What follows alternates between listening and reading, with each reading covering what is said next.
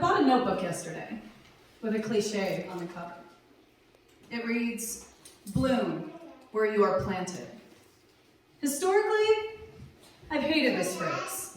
Now, I wonder if I laid blame to weak verbiage and ignored the fact that my garden was slanted. Where I was planted, not every flower was granted the same amount of water. Some wilted, some drowned, and some grew. No one really knew who had it worse. Those who died wonder if they had rather been plucked when grown. In less words, the seeds sown in my garden were fucked. So, I resented those words. I cursed and salted the soil from which I was birthed, and I ran. Roots weak and bound in desert sand, I shook them loose and I said farewell to the garden. Who needs soil, anyway?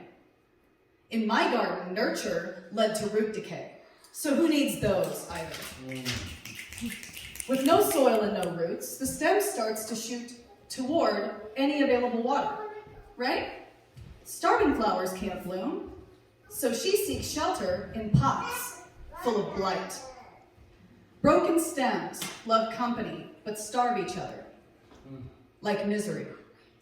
It's frightening, opening your eyes and no longer knowing what gardens you planted yourself in.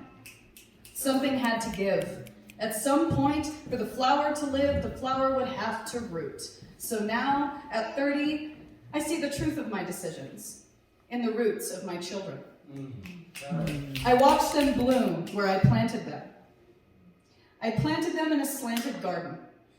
Not every flower has been granted the same amount of water. My children grew, my mother drowned, and I died, because that's what I was taught.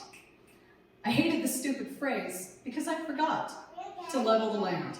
So now, in that same desert, in similar sand, I guess I just have to learn to love blooming where I am planted.